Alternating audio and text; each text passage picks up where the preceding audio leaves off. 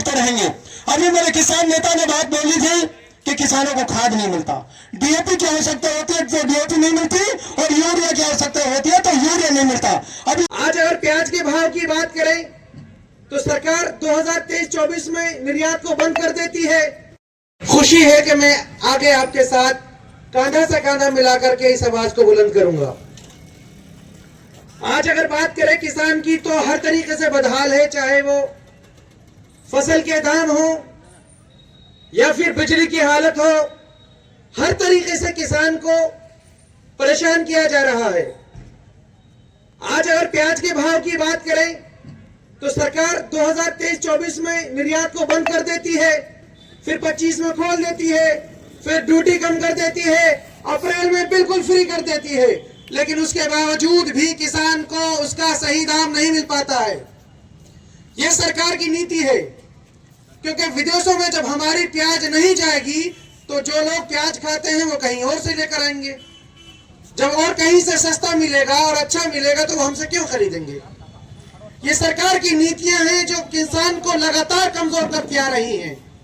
और बहुत बड़ी बात मैं आपको कह दूं, देश की आर्थिक व्यवस्था से लेकर के हर तरीके से मजबूत करने वाला किसान है, और हर तरीके से जो कमजोर करा जा रहा है सरकार की नीतियों से वो किसान है। तो इसलिए हमें किसान यूनियन के जैसे लोक शक्ति और भी बहुत सारे संगठन है, इनकी जरूरत है कि किसानों की आवाज उठाएं और उनकी फसलों को सही दाम दिलाएं। किसान यूनियन के बहुत सारे काम ऐसे हैं जो अभी गिनाना शायद मुनासिब नहीं है। मैं देखता आ रहा हूं हमारे यार दोस्त सरपंच साहब जो अध्यक्ष साहब हैं, और भी एक रोहित जी हैं जो अभी हमारे बीच में नहीं है किसी कारणवश। ये लोग किसानों के हक की आवाज के लिए लगातार मेहनत कर रहे हैं। तो मेरी किसान भाइयों से भी गुजारिश है कि जब जब भारतीय किसान यूनियन लोक शक्ति किसी भी प्रोग्राम को करे तो आपको भी चाहिए कि उसमें बढ़ चढ़ कर हिस्सा ले, क्योंकि वो आपके हक और अधिकारों की बात करने के लिए कर रही है। आज जिस तरीके से आज ये घंटा बनेगा विश्वगुरु, ये विश्वगुरु बनने वाला नहीं है, ये लूट तंत्र को राज चलाने वाले लोगों को हाथ में शासन है, और ये इसी तरह तुमको लूटते रहेंगे। अभी मेरे किसान नेता ने बात बोली थी कि किसानों को खाद नहीं मिलता, डीएपी की आवश्यकता होती है तो डीएपी नहीं मिलती, और यूरिया की आवश्यकता होती है तो यूरिया नहीं मिलता।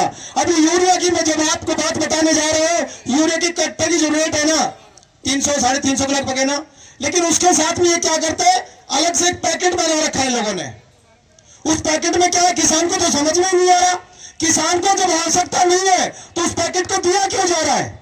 तो आज मेरे किसान नेताओं से ये अपील भी है, आज ये समय तय करें, ये कलेक्टर साहब को और मुख्यमंत्री गहलोत साहब को, ये सॉरी पूर्व गहलोत साहब को भी आप चिट्ठी दे, क्योंकि वो विधानसभा में बैठे हुए वो अपनी आवाज रखेंगे। विपक्ष का भी एक दायित्व बनता है, वो पूर्णता से सही तरीके से किसानों की आवाज उठाए। अगर सरकारें नहीं सुनी तो विपक्ष सुने, और विपक्ष नहीं सुने तो सरकार सुने। ये तो सरकारें आती रहेंगी जाती रहेंगी, लेकिन किसानों की आवाज कौन उठाएगा।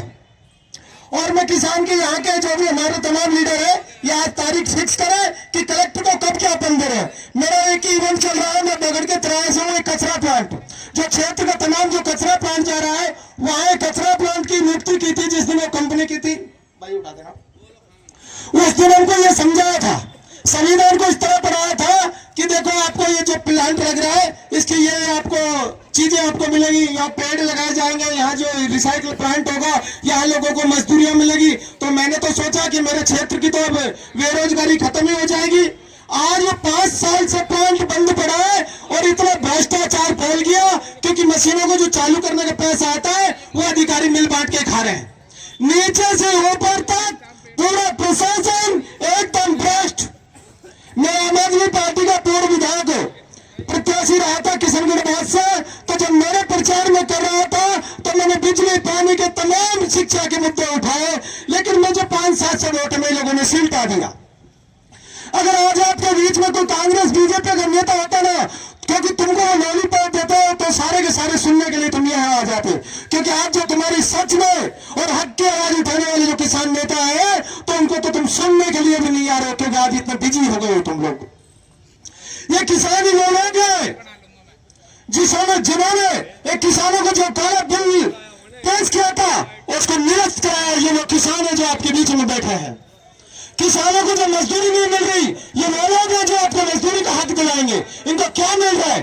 अपना समय छोड़कर आए ना, ये भी उनका रोजगार का आज को समय था, उसको समाप्त किया और आप लोगों को उन्होंने समय दिया।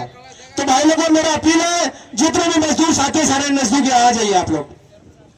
हो सकता है आप बड़े व्यापारी हो, इस देश में हर व्यक्ति का शोषण है।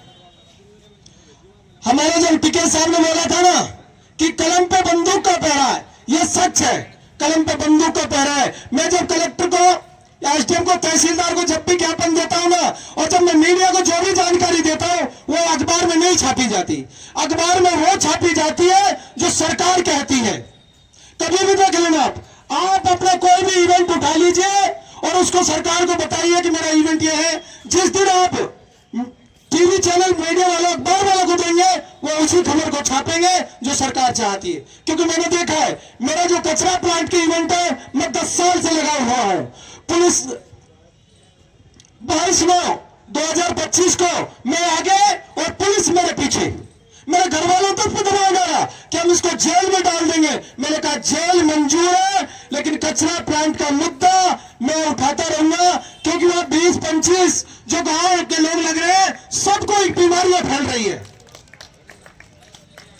और जितने भी लोग मुझे सुन रहे हैं, मैं तभी कुछ लोगों की आवाज उठाता हूं और कोई सी भी संगठन संस्थाओं में सबको मेरा समय भी देता हूं, क्योंकि मैं एकदम फ्री हूं। मैं तो बना हूं काम करने के लिए। मेरा काम है लोगों की आवाज उठाने के लिए। लोग मुझे सुने या ना सुने, मुझे कोई फर्क नहीं पड़ता। मैं मेरा काम करूंगा। एक क्रांतिकारी का जो काम होता है, मैं उस काम को करता हूं, बखूबी निभाऊंगा। तो दोस्तों, आज जो किसान आए, ये आपकी आवाज उठाने के लिए आए। और मैं भी ज्यादा अब नहीं बोलूंगा, क्योंकि जितनी ज्यादा जनसंख्या होती है ना, उतना ही अच्छा लगता है अपनी बात को रखने में और आपकी आवाज को उठाने में। इस तरह आप जितने भी मंडी के लोग हमें सुन रहे हो, आप काम दबा के जब बैठे हो ना, एक दिन आपको भी बता दिया जाएगा। जिस दिन आपको ये कहा जाएगा, एक ठेले वाले को लाइसेंस बनवाना पड़ेगा और उसमें योग्यता रख दी जाएगी 10वीं पास। अभी ठेले वाले में कितने लोग पढ़े लिखे हैं? क्योंकि आपको रोजगार को भी कुचला जाएगा इस देश में। इस देश में सिर्फ और सिर्फ आपको धर्म का चूल्हा इन्होंने चढ़ा दिया है, और आप धार्मिक नहीं, आप नास्तिक बन चुके हो। आपको ना आपका धर्म का ज्ञान बचा है, ना आपको आपका रोजगार का ज्ञान बचा है, ना आपको यह मालूम है कि रोजगार कैसे आएगा। हमारे देश के प्रधानमंत्री ने 4 उद्योगपतियों को अमीर बना दिया। मैं कह रहा हूं आप लोगों को, अगर किसानों को अमीर बना दिया जाता तो यह सारे पूरे देश को रोजगार देते। मेरे भाई लोगों, जब तक आप किसानों की ताकत नहीं बनोगे, जब तक आप बेरोजगार बनोगे, क्योंकि मंडी में जब आते हैं ना किसान अपने बोरियां लेकर, तो आप देखें कितने लोगों को रोजगार देते हैं। ये है वो किसान है जो इस देश को विश्वगुरु बना सकते हैं। अगर आप नेताओं के बलबूते पर होगे ना कि देश के नेता इस देश को विश्वगुरु बनाएंगे, नेताओं के बस की बात नहीं रही मेरे दोस्तों। जब भी किसान नेताओं को चाहे भी प्रोग्राम हो, जो भी आपकी बात हो, आप आए और इनके सुने, इनका हौसला बढ़ाए। जय हिंद, जय भारत। बहुत बढ़िया जी सर, बताइए। मैं भारतीय किसान यूनियन लोक शक्ति राजस्थान अलवर जिला प्रभारी सुरेंद्र सिंह चौधरी।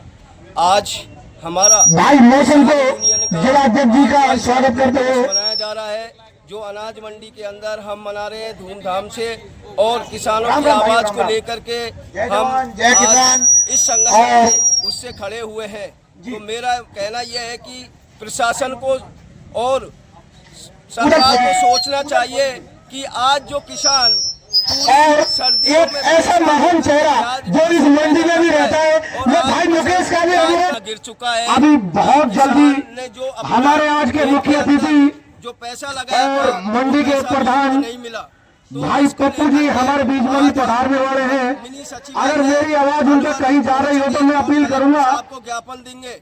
और वो आए। हमने कई बार कलेक्टर साहब को ज्ञापन दे करके अवगत करा दिया था कि भाई जो किसानों का जो मैं भाई साहब से अनुरोध करूंगा, किसानों का जी सोनत खान जी, उसको सोनत खान जी आप भी दो शब्द बोले। शासन और प्रशासन कई बार ज्ञापन देने के बाद भी नहीं सुना। हम लोगों ने MIA के अंदर जो किसानों की जमीनें भाई सुरजीत खान जी, उनके लिए रोजगार के लिए भी कई बार मुद्दे ये उठाए थे। कचरे का मुद्दा तो उठा ही रहे हैं, लेकिन किसान है, किसान कौन सा पैदा हुए हैं, किसानों की बात को नजर रखते हैं। भाई सुरजीत बनर्जी आपके बीच में है और अभी 2 शब्द से आपको संबोधित करेंगे। और आवाज को सुने, क्योंकि किसान सभी किसान नेताओं को जय हिंद, नमस्कार, सत श्री अकाल, सलाम वालेकुम, जय भीम। बोला जाता है और अन्नदाता जब मर जाएगा तो ये लोग कहाँ से खाना खाएंगे। आज किसान पूरे दिन अपने खेतों में लग के फसल पैदा करता है, लेकिन वो फसल को जब मंडी में लेके जाते तो उसका कोई भाव नहीं होता। और जब मंडी में जाने के बाद में जब गरीब लोग खरीदने जाते तो उनको लेते हैं 5-5 हजार रुपये में देते हैं उनको गेहूँ, और जब किसान बेचने जाता है तो उसका कोई भाव नहीं होता।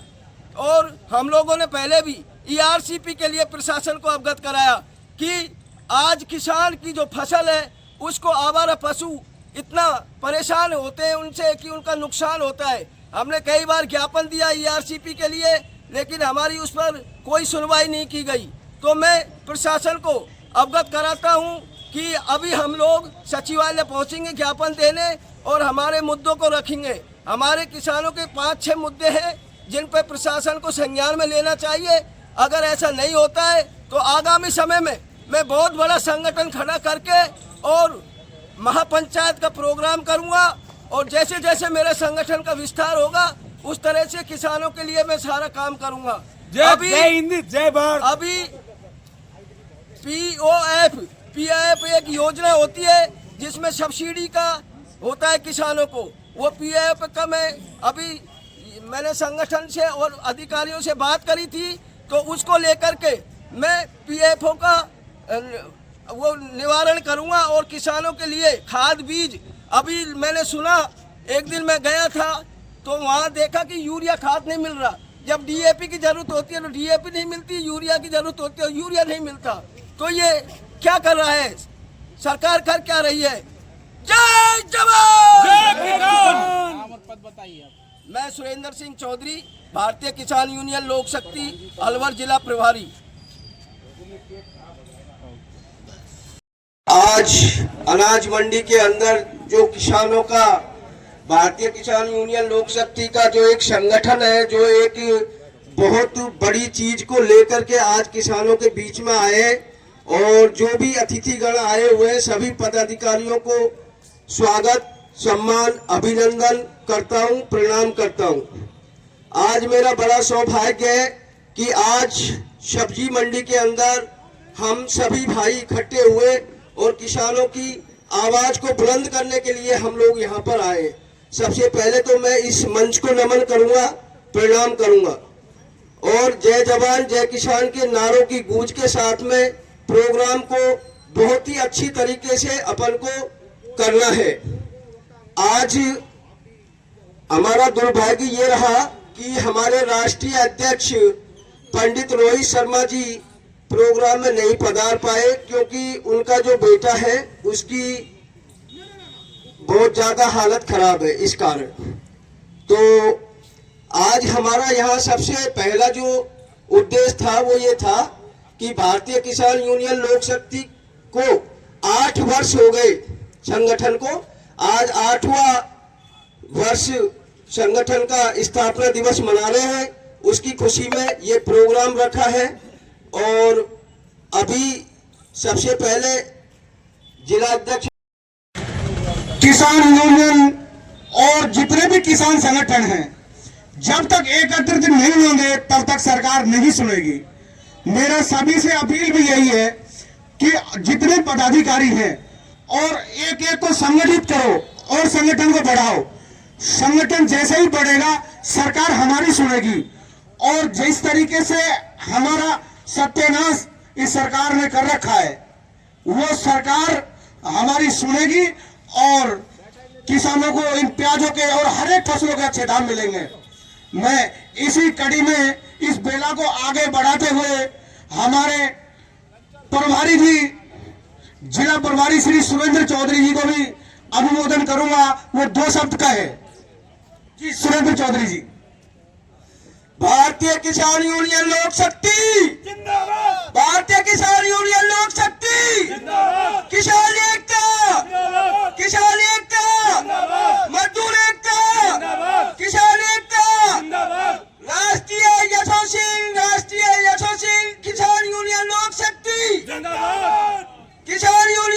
शक्ति, भारतीय किसान यूनियन लोक शक्ति, भारतीय किसान यूनियन लोक शक्ति लोग से मनाना है और अपना 8वां दिवस है ये, और इसके लिए और अपन सभी इकट्ठा होकर सभी सहयोग करेंगे।